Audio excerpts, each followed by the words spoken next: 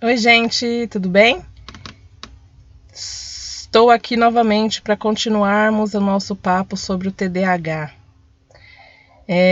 Quero pedir desculpas porque eu não consegui postar vídeos seguidos, assim, um atrás do outro, como era meu plano, porque problemas técnicos me atrapalharam, mas estamos aqui para dar continuidade a esses vídeos, tá? Algumas pessoas me pediram para fazer um vídeo olhando diretamente para a tela, e eu fiquei um pouco receosa, assim, com um pouco de vergonha. Mas eu acredito que vai dar certo, porque eu não sou muito de falar em público, não tenho esse dom, mas como eu tô aqui só falando para a tela do meu computador, fica mais fácil, né? Então vamos lá. Hoje nós vamos conversar sobre esse segundo item aí, ó. Primeiro a gente conversou sobre definição, né? E agora a gente vai falar sobre os sintomas. Quando eu estava fazendo os slides dos sintomas, eu percebi que não dava para desvencilhar o sintoma do diagnóstico. Então, eu resolvi fazer os dois juntos, tá? Então, vai ser um vídeo sobre sintomas e diagnósticos. Acho que vocês perceberam que eu estou dentro de um carro, né? O único local silencioso que eu encontrei para fazer o vídeo foi aqui mesmo. Então, vamos lá. Vamos dar início aqui. Primeiro eu vou mostrar para vocês duas imagens. E eu gostaria que vocês olhassem essas imagens, refletissem e pensassem o que essas imagens estão dizendo, né? O que significa, o que a gente pode concluir olhando essas imagens. São duas imagens. Esta.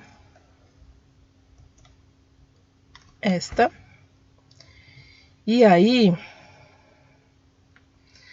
eu quero saber de vocês o seguinte.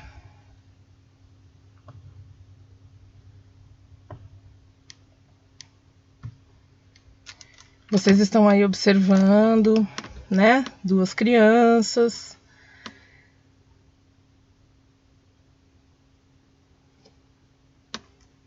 O que mais?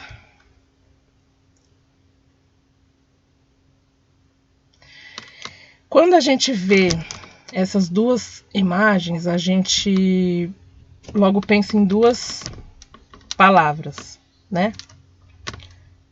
A primeira, que é uma criança desatenta, que fica no mundo da lua, que não presta atenção, que não tem que fazer a lição ali, mas fica pensando em outras coisas, né? E na hiperatividade. Então, assim, o TDAH, como vocês estão vendo ali em cima, transtorno de déficit de atenção e hiperatividade. Então, logo, nós olhamos para essas imagens e pensamos, são duas crianças com diagnóstico de TDAH, certo? Errado. Errado por quê? Porque a desatenção, a hiperatividade está presente em todas as crianças.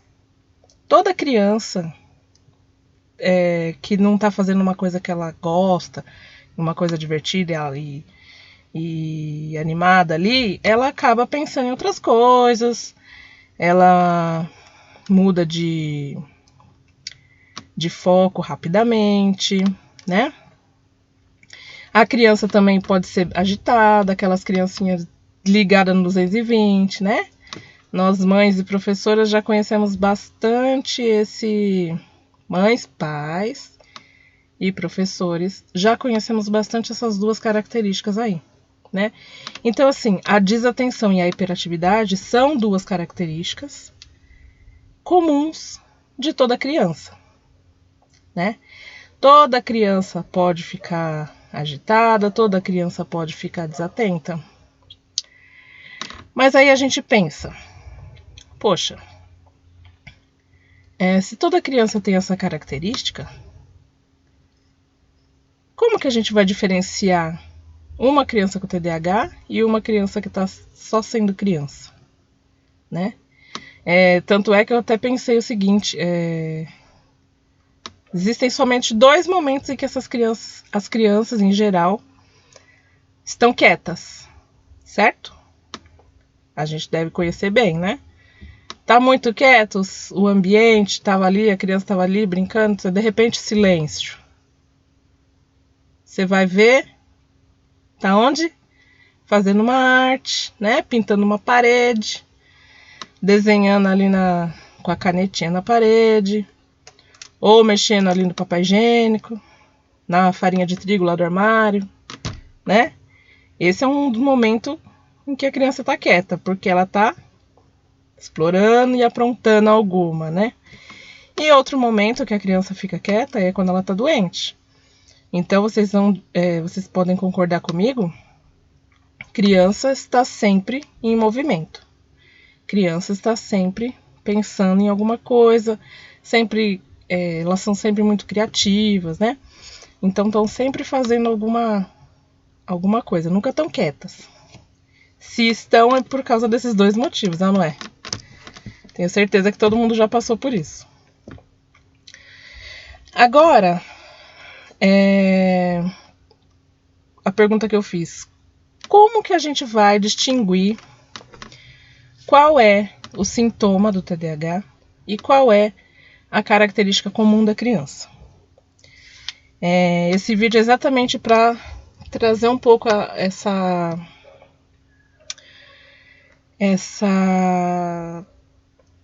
esse conceito e esclarecer bem quais são as características que fazem com que a gente preste atenção se essa criança está sendo apenas criança ou se ela tem aí algo a mais, né? Então, como a gente viu já no último vídeo, tem um manual de doenças mentais, né? Que é o DSM-5, que é o mais atual, que traz o conceito, né? A definição aí de TDAH, e ele traz desatenção e desorganização, incapacidade de permanecer em uma tarefa, aparência de não ouvir, perda de materiais, hiperatividade que implica numa atividade excessiva, inquietação, não consegue ficar sentado, intromissão na atividade de outras pessoas, aquela criança xereta que está sempre querendo saber o que você está fazendo. E tudo isso baseado, claro, no nível de desenvolvimento cognitivo e da faixa etária dessa criança, né? Se é uma criança de 2 anos, ela vai agir, claro, de uma forma diferente de uma criança de 6, né? Por exemplo. Bom, e aí o DSM, tá aí a capinha dele para vocês verem, ele traz alguns tópicos que devem ser levados em consideração, né? Então ele fala aí de 6 ou mais sintomas. Na verdade, ele tem uma lista bem completa de itens. Os médicos geralmente utilizam esses itens para mandar para a escola, né? Para a família responder, para que cada item seja colocado ali sim ou não, né? E ticando ali para ir sabendo qual que são os sintomas que a criança tem ou não, né? Então, dessa lista, precisa ter mais de 6. Esses sintomas precisam estar presentes há mais de 6 meses, né? Porque, de repente, algum problema emocional que a criança está passando, alguma mudança familiar, mudança de escola, né? Várias coisas podem levar a criança a apresentar sintomas, porém, não são os sintomas do TDAH, né? São sintomas mais secundários. Grau inconsistente com o nível de desenvolvimento, né? Que nem eu falei. Uma criança de 2 anos age diferente de uma criança de 6, né? Então, assim, as características têm que ser inconsistentes com a idade, certo?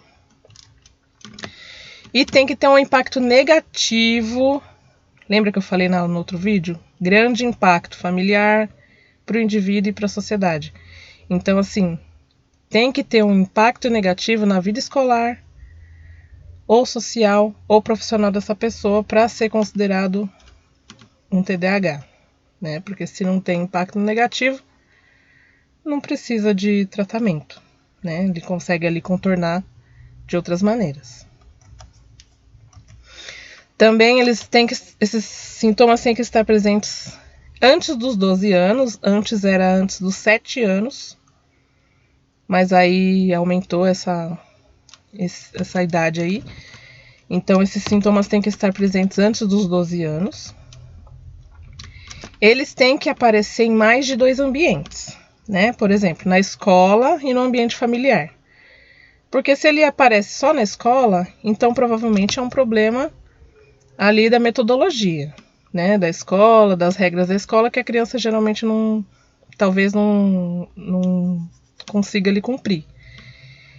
Ou se é só em casa, pode ser um problema de ajuste ali na interação, né, da família com a criança, falta de limite e tal. E esses sintomas, novamente, que é bem importante, tem que interferir socialmente ou academicamente na vida dessa criança.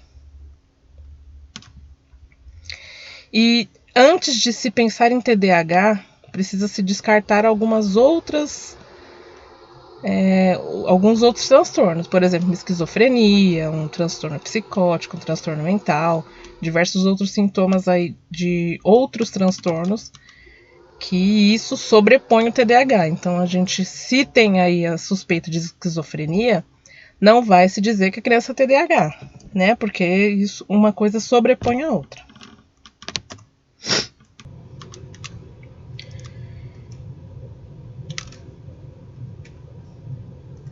Então, aí retomando o que a gente conversou da outra vez, no primeiro vídeo, lembrando assim, a gente tem 3 tipos de TDAH, né? O desatento, que a criança é só desatenta, que é muito mais difícil da gente identificar. Meninas sofrem muito com a falta de diagnóstico por causa disso. Elas são mais quietinhas ali, são desatentas, só que ninguém percebe, porque elas estão ali quietinhas na delas, né? E aí acaba não existindo o diagnóstico por causa disso, ninguém presta atenção. Tem o hiperativo impulsivo, que é aquele que é mais visível, né? Daquela criança que não para um minuto. Ou o combinado, ele é hiperativo, impulsivo e desatento. E o TDAH é dividido em 3 graus. Temos aí o grau leve, moderado ou grave. E o que determina esses graus é o nível de comprometimento que esses sintomas afetam, o quanto esses sintomas afetam a vida da criança, né? Se essa desatenção acaba interferindo muito socialmente, porque ela não consegue prestar atenção em nada, não consegue focar numa coisa, tem muita dificuldade na escola, né? Ou se ela é muito agitada, não consegue parar quieta, e isso traz muitos prejuízos para a vida dela. É isso que determina se é um grau leve, se é um grau moderado, ou se é grave, né? E aí, assim, como que esse diagnóstico é feito? O TDAH é um diagnóstico clínico, né? Como a gente já falou lá no primeiro vídeo, não existem exames que comprovem, uma ressonância, um exame de sangue, nada que comprove se ele tem ou não o TDAH. O TDAH não aparece em exames. Então, ele é um diagnóstico clínico. Esse diagnóstico clínico, é muito importante que seja feito por uma equipe. Não adianta uma pessoa fazer, só o médico ou só o psicólogo, não adianta. Tem que ser uma equipe para avaliar essa criança em todos os aspectos aí de todas as características dela. Então, por isso precisa da equipe. Então, nessa equipe, vai conter vários profissionais e também a família. A família é essencial, porque assim, se a família que é responsável pela criança, se a família não vai atrás de uma ajuda, né, de um profissional, nunca vai se ter um diagnóstico. Então a família ali é uma peça central e essencial para que esse diagnóstico seja feito. E a família está sempre ali com a criança, né, o tempo todo. Ninguém melhor do que a família para saber o que a criança apresenta ou não, né?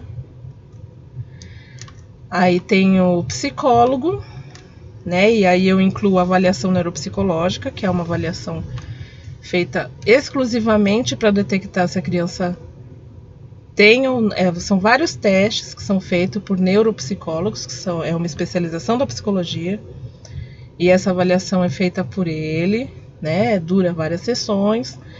Tem algumas faculdades, algumas universidades que fazem. Você tem que entrar aí numa lista, porque é um pouco cara essa avaliação neuropsicológica. Existem algumas universidades que fazem gratuitamente aí, né? O meu filho fez no Mackenzie, aqui de São Paulo. Tem que entrar na fila. Eu ainda não peguei o resultado. Tô aí para pegar. Mas existem outras também, né? A FMU parece que faz também. Enfim, tem que ligar mesmo no departamento de psicologia da faculdade, da universidade, para saber se eles têm esse serviço, né? Para a comunidade. A escola e o professor também são fundamentais no diagnóstico e na composição desse diagnóstico, porque a escola fica com a criança ali 5, 6 horas por dia e a professora está ali em contato com a criança o tempo todo. É extremamente importante que a família escute a escola. Quando a gente... É bem complicado, né? Porque assim, quando a gente vê uma coisa de diferente numa criança e a gente fala com a família, a nossa intenção nunca é rotular essa criança, nunca é fazer com que a criança seja excluída de alguma forma. Jamais. A gente chama a atenção da família para quê? Para que nós, com o nosso olhar de especialista, transmita para a família o que a gente enxergou, né? E fazer com que essa família procure uma ajuda médica, uma ajuda terapêutica de alguma forma, entendeu? Então, assim, tem muita família que, quando a gente chama para conversar e quando a gente fala, olha, a gente observou tal coisa no seu filho, isso, isso e isso, você poderia, né, levar para uma avaliação. Tem família que se ofende. É uma coisa bem complexa, né? Porque é aquele negócio do filho perfeito, né? Quando a gente tem um filho, a gente quer que ele seja perfeito. E muitas vezes a gente não enxerga as dificuldades dele exatamente porque a gente colocou aquela capa de perfeição, né? Então, é bem difícil, é bem complicado, mas assim... é pro bem da criança, né? Sempre que a gente chama a família, que a gente faz com que a família abra o olhar, né, para essas características que fogem do padrão, né? Não que as crianças precisem seguir um padrão, não é isso. Mas assim, a grande maioria da turma já faz determinada coisa e essa criança não consegue, né? Então aí a nossa intenção quando a gente chama a família para falar isso é pro bem da criança, né? Porque se a gente não tivesse nem a gente não ia chamar, né? Então quando a escola chamar vocês, a mãe, o pai, a família para conversar, vai com o coração aberto, né? E enfrenta o que tem que enfrentar. Eu sei que não é fácil, mas é necessário pro bem da própria criança. E aí tem o médico, tá cortando ali embaixo, né? O médico, né, que também faz parte aí dessa equipe multidisciplinar. E os terapeutas, né? O psicopedagogo, a gente é especializado nisso, né? Existem alguns testes, algumas avaliações que a gente faz para determinar o nível de atenção da criança e tal. E também outros terapeutas, como fono, TO, dependendo aí da situação de cada criança, né? Então, o diagnóstico é composto por esses profissionais mais a família, né? Então, assim, eu digo, nunca aceite diagnóstico feito por uma única pessoa. Quando eu fui fazer o diagnóstico do meu filho, né, o médico pediu o relatório da escola, o médico pediu a avaliação do psicopedagogo, ouviu os meus relatos, né, e só depois ele deu o diagnóstico. E aí, um pouco depois, eu consegui a avaliação pelo Mackenzie, ele fez a avaliação e estou esperando aí o resultado.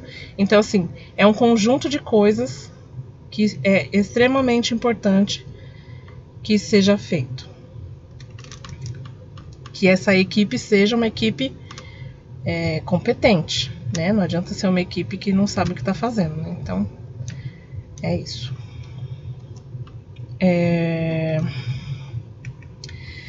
Depois ali do DSM, deixa eu diminuir um pouquinho aqui. Existe também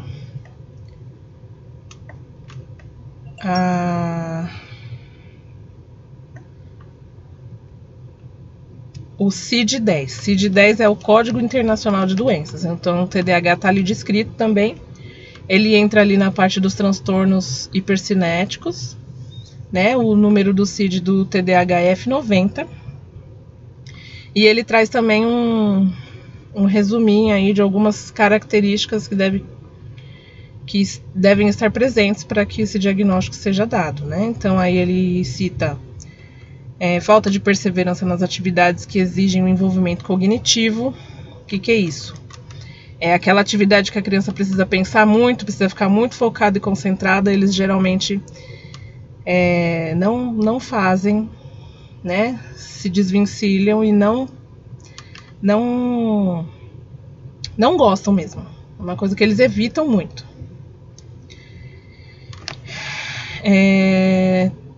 Geralmente, o que eles fazem também? Começa uma coisa e não termina. Começa uma coisa e não termina. Sempre está começando sem terminar. Atividade global desorganizada, incoordenada e excessiva. Agitado, atrapalhado, desastrado, muito desastrado. E o negócio está subindo. Muito desastrado, geralmente, eles são. Derruba tudo, não presta atenção. Assim, é uma coisa bem... Eu sei porque, olha, enfim.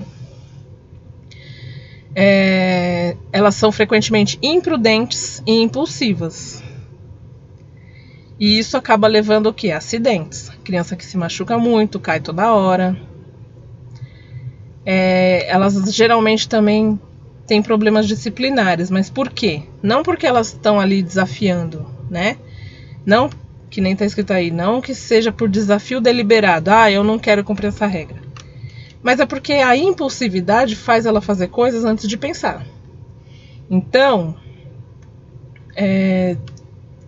esse é o maior problema. Se ela, quando vê, já fez, já era, né? Não tem como voltar atrás. Aí acaba quebrando a regra e tendo esses problemas disciplinares. Suas relações com os adultos são frequentemente marcadas por uma ausência de inibição social, com falta de cautela e reservas normais. Ou seja, aquela criança que fala o que pensa, não tem cuidado nos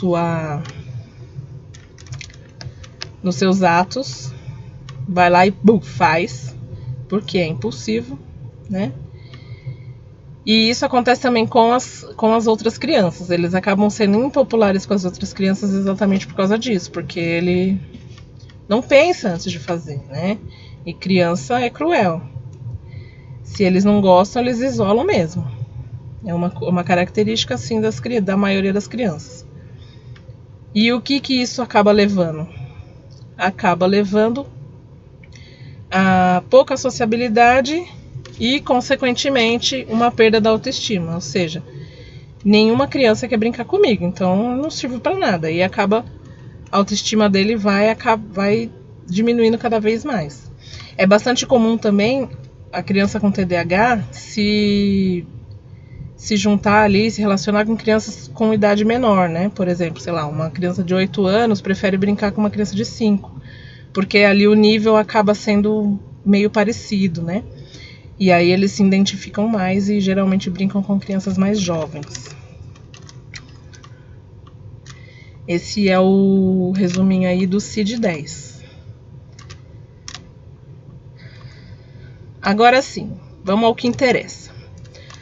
Lembra daquela perguntinha lá? Como que eu vou diferenciar o sintoma do TDAH do comportamento comum da criança, né? Com relação à atenção. A nossa atenção, a gente pode dividir ela em três tipos, né? A gente precisa prestar atenção em uma coisa e vou mostrar, mais fácil. A primeira atenção que a gente tem é a atenção sustentada. Aquela atenção que a gente precisa para fazer uma leitura, por exemplo. A gente pega o livro, lê, entende e repassa e faz um resumo, né? Você tem que estar ali totalmente focada pelo tempo adequado para que você consiga atingir esse objetivo, que é de interpretar aquele texto, né? A outra atenção que a gente tem é a atenção seletiva. A atenção seletiva é aquela que a gente precisa direcionar uma parte da nossa atenção ignorando os estímulos ao redor. Por exemplo, estou aqui gravando o vídeo, né? Dentro do carro, vocês notaram, né? Dentro do carro, e tem gente lá passando lá fora. Tem o gato que está andando ali no chão. Tem o carro que está passando. Então, assim, eu tenho que ignorar o que está ao meu redor para continuar focada aqui no que eu estou fazendo. Essa é a atenção seletiva. É a capacidade de ignorar os estímulos à nossa volta e direcionar a minha atenção só para o que eu estou fazendo aqui. Na sala de aula, por exemplo, a professora está fazendo uma explicação e lá no corredor tem gente na hora do recreio, porque a hora do recreio é diferente da minha e tem gente já na hora do recreio lá fora e eu preciso continuar prestando atenção na professora. Eu não posso ficar prestando atenção lá fora. Então eu tenho que distinguir aonde que eu vou focar a minha atenção. E a atenção dividida. O que é essa atenção dividida? É quando o indivíduo consegue fazer duas tarefas ao mesmo tempo. Por exemplo, né? Eu acho que para os rapazes é um pouco mais difícil, porque eles não conseguem fazer duas coisas ao mesmo tempo, né? Mas, bom, deixa pra lá. A atenção dividida é essa capacidade de realizar mais de uma tarefa simultaneamente. Por exemplo, deixa eu pensar. Na sala de aula mesmo, que é onde mais a gente tem problemas. A gente está fazendo ali um trabalho em grupo, certo? A professora deu o comando, olha, você tem que fazer tal e tal coisa, não sei o que, se reúne e tal. Está o grupinho ali, né, todo mundo prestando atenção ali na atividade, só que a professora esqueceu de dar um detalhe. Aí eles tiram a atenção dali daquela discussão que eles estavam tendo naquela hora e olham para a professora, ouvem o que ela falou e voltam a atenção para o que eles estavam fazendo. Então, ele tem que ter essa capacidade de sair e voltar para o foco. Essa é a atenção dividida. Vocês entenderam? E, claro, vocês sabem que a atenção depende da maturação cerebral, né? Aquela coisa da idade. Uma criança de 2 anos, novamente eu bato na tecla, uma criança de 2 anos, por exemplo, não tem a mesma atenção que uma criança de 6. E a atenção é algo extremamente importante para a aprendizagem. Os exemplos que eu dei, todos de sala de aula. Se eles não conseguem fazer isso, eles vão ter muito problema, porque se ele não consegue prestar atenção na professora e fica prestando atenção lá fora, ele vai perder parte do conteúdo que ela explicou. E aí, como vai voltar depois? Certo? Por isso que eles têm muita dificuldade na escola, porque eles não têm eles não têm essas... não é eficiente esses... Oh, meu Deus, fugiu a palavra. Não é eficiente os tipos de atenção no TDAH. Agora a gente vai falar sobre uma função muito importante do cérebro. Essa é a função executiva, onde ela acontece na região pré-frontal. Lembra que no primeiro vídeo a gente conversou sobre as regiões do cérebro? Cada região é responsável por uma coisa, porém todas elas se comunicam, né? A região pré-frontal é responsável pela função executiva. O que é isso? É quem põe a mão na massa. A criança aprende, né? Vai lá para trás. Para ela executar, para ela botar em prática, tem que vir para frente para ocorrer o planejamento de tudo que ela vai fazer ali, de botar a mão na massa mesmo. Então, essa função executiva tem a responsabilidade de quê? Planejar, antecipar consequências, controlar impulsos, é responsável pela persistência, ela é responsável em sustentar a atenção, monitorar e iniciar ações. Ou seja, mão na massa total, né? A criança aprende e a região pré-frontal executa. Na criança com TDAH, isso é muito difícil. Então, o quê? Toda criança, às vezes, tem uma dificuldade ali de conseguir planejar a sua ação, não sabe por onde começa, mas quando consegue, uma vez, deslancha e vai embora, né? No TDAH, isso é muito mais difícil. Ela sabe o que fazer, ela sabe como ela tem que fazer, mas ela não sabe pôr em prática. É uma coisa muito, muito, muito clara. Quando você, por exemplo, um exemplo que deram lá no curso da APAE foi o seguinte: vamos fazer um cartão de Dia das Mães. Para você fazer um cartão, você precisa do quê? Vamos lá, desde o começo. Vamos fazer hoje, a gente vai fazer um cartão de Dia das Mães. O que a gente precisa? Escrever. Mas espera aí, escrever aonde? Você vai colar alguma coisa? Você já tem essa coisa? Você já pegou a cola? Você já pegou o brilho? Você já pegou a canetinha? É exatamente isso. Ou a receita de um bolo, por exemplo. Para você fazer o bolo, você tem que fazer o bolo. O que você precisa? Precisa da farinha, precisa dos ingredientes todos, precisa da batedeira, da assadeira, do forno. Às vezes a criança ou a pessoa com TDAH vai fazer o bolo e começa por onde? Começa, sei lá, pegando a coisa que era para pegar lá no final. Esse é o planejamento. Você tem que ter a sequência certa para você conseguir ter êxito naquela sua atividade. Deu para entender? Eu tô muito... Entendeu? Aí eu vou colocar o seguinte. Vai aparecer aqui 3 funções em que a criança precisa... que a criança tem que ter, né? São 3 funções... 3 características da função executiva. A primeira é a memória operacional, né? Por exemplo, você tem um manual de instruções ali para montar um móvel. Você tem atenção ali naquele papel, naquelas instruções, e você precisa montar esse móvel. Você fica focado ali pelo tempo necessário para a montagem do móvel. Depois você o quê? Esquece, né? Então é a memória operacional, é aquela memória rápida, né? Para executar uma tarefa. Que nem tá ali, ó. Exemplo: seguir instruções e manter-se focado.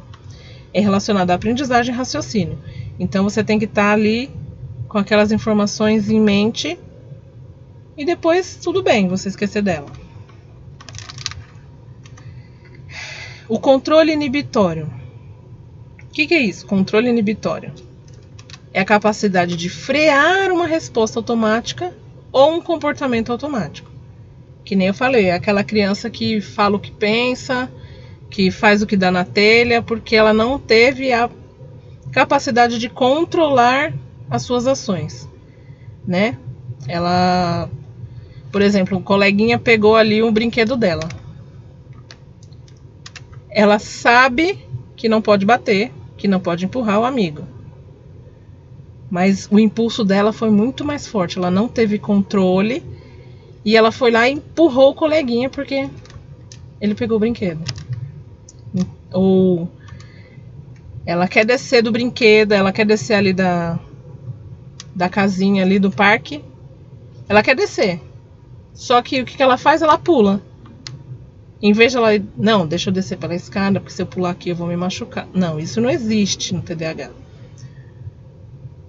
Ela não consegue controlar respostas e comportamentos automáticos. Certo? É muito difícil para ela ter esse controle. Porque exatamente é parte da função executiva, que é afetada no TDAH. E a flexibilidade cognitiva. É a capacidade do aluno de alternar respostas, mudar de atividade e de comportamentos quando solicitado. Então, é a capacidade da criança estar sempre ali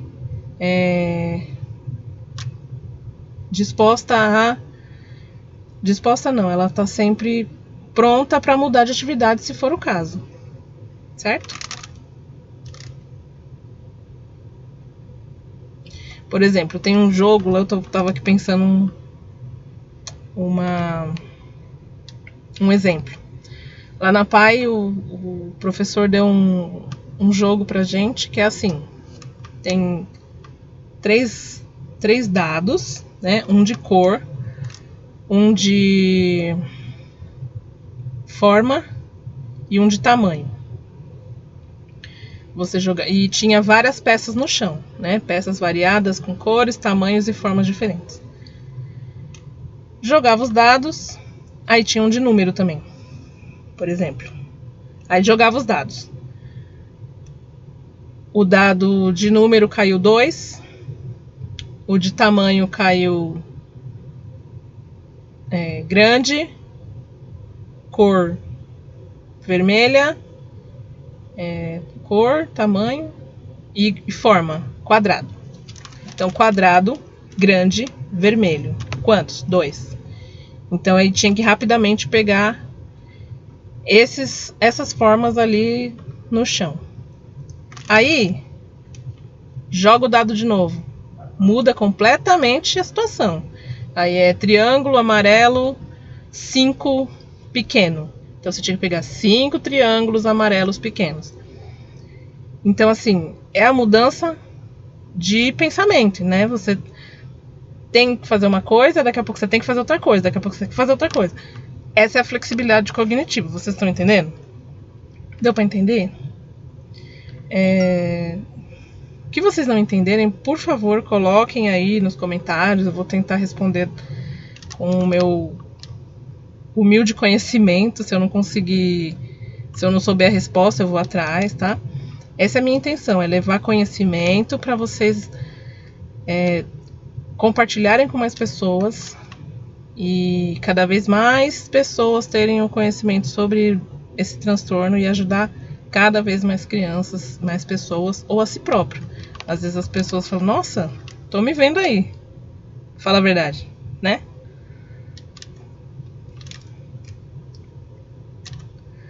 Aí, com relação à hiperatividade e impulsividade, existem alguns comportamentos que a gente vai observar. Lá no último vídeo, a gente vai conversar sobre... A gente vai fazer um quiz, né?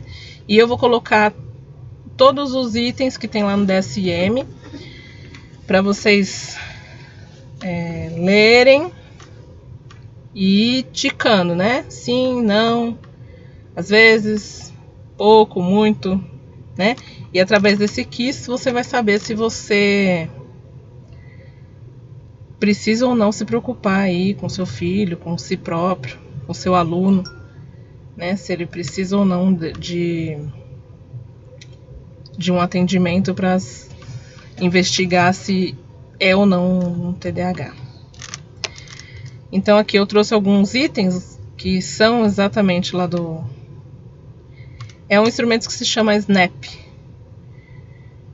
que tem essas questões, né? E eu tirei de lá, ó. Fala demais. Geralmente a criança com TDAH é aquela criança que não para de falar um minuto. Aqui, do tipo mais hiperativo, né? O desatento às vezes nem tanto. Tem dificuldade de esperar a sua vez. É incapaz de se envolver em brincadeiras e atividades calmamente. Sempre agitado, nunca consegue ficar parado, fazer uma atividade mais tranquila. Sobe, escala ou corre em situações inapropriadas. É o que eu falei. Subir, correr, escalar são atividades normais de toda criança. Mas a grande maioria das crianças sabe que tem hora para tudo. Tem hora para correr, tem hora para brincar, tem hora para ficar sentado quietinho, prestando atenção no que está sendo feito, né? Se levanta em situações que se espera que ele fique sentado. Por exemplo, na sala de aula. A professora está fazendo uma atividade, estão fazendo prova. A criança levanta, vai para lá, vai para cá. Ou está fazendo uma explicação lá na lousa. E ele não está sentado, ele está andando de um lado para o outro, está cutucando os amigos, aquela coisa. Remexe, batuca pés ou mãos e se contorce na cadeira. Aquela criança que não para, está sempre agitada, está sempre batendo em alguma coisa, está sempre movimentando algum objeto, fica bagunçando na cadeira o tempo todo. Aqui são algumas características relativas à hiperatividade e impulsividade para vocês já começarem a ficar de olho aí naquela criança que você suspeita, no seu aluno, no seu filho. Algumas características da hiperatividade e impulsividade. Agora sim, ó. Isso aqui mais direcionado aí para talvez aí para os professores, né? O perfil do TDAH em idade pré-escolar. Quando a gente pensa, não, mas ele é muito pequeno, é assim mesmo. Só que além de todas aquelas características que a gente já falou, algumas dessas também são passíveis de observação, né? Por exemplo, excesso de agitação e impulsividade. Quando eu falo excesso, quer dizer, sai fora do padrão ali, né? A grande maioria das crianças consegue sentar numa roda, consegue focar ali na hora da música, na hora da história. Ele não para, ele levanta, ele sai correndo, ele fica rodando, ele fica mexendo, né? E isso traz o que? Uma perturbação no ambiente escolar. É aquela criança que atormenta, né? Que é difícil ficar ali junto com os outros porque ele acaba tumultuando, né, a sala, porque às vezes uma criança vê o outro fazendo alguma coisa e quer fazer igual, né? É uma coisa que a gente tem que prestar atenção. Se é em excesso. Se é de vez em quando, talvez não seja importante, mas se é sempre, se é o tempo todo, a gente tem que ficar de olho. Relação familiar e com amigos afetada. Que nem eu falei, tem poucos amigos, as crianças às vezes não brincam com ele porque não tem paciência, né? Os adultos estão sempre brigando com ele, estão sempre chamando atenção, estão sempre ali. Eles têm dificuldade de manejo por parte dos pais e professores, ou seja, é difícil para eles lidar com essa criança porque eles não sabem muito bem o que fazer, né? E acidentes e brigas também é bastante importante de ser observada. Se tá sempre caindo, tá sempre brigando, né? É uma coisa que a gente tem que prestar atenção. Agora em idade escolar, né? Ali quando começa já a alfabetização e tal. Se ele tem dificuldade de completar tarefas, são essas características que a gente tem que observar, né? Tem dificuldade de completar tarefas, é desorganizado, perde o material o tempo todo, é uma borracha por dia, começa o ano com aquele material lindo e daqui a pouco, daqui 2 semanas já perdeu metade do lápis de cor, a borracha não sabe mais onde tá tudo jogado dentro da mochila, tudo bagunçado, uma sujeira, lápis apontado dentro da pontinha de lápis dentro da mochila, dentro do estojo, aquela coisa, né? Distração, né? Se ele tá sempre ali no mundo da lua, esse termo é bastante usado, né? Mundo da lua. Tem até um livro sobre TDAH aqui no mundo da lua. Não sei, vou pesquisar e mostro pra vocês. Tem vários livros, inclusive livros de literatura infantil para falar sobre o TDAH. Tem dificuldade de permanecer sentado, né? Sai andando aí em momentos que ele tem que sentar e não senta. E para ele é difícil seguir regras na sala de aula, não por desafio deliberado, né? Mas pela impulsividade. É mais difícil para ele conseguir seguir as regras porque ele faz antes de pensar e quando vê já foi. E é isso, esse vídeo aí foi sobre diagnósticos e sintomas do TDAH. Eu espero que vocês tenham gostado. Não sei se ficou bom o vídeo.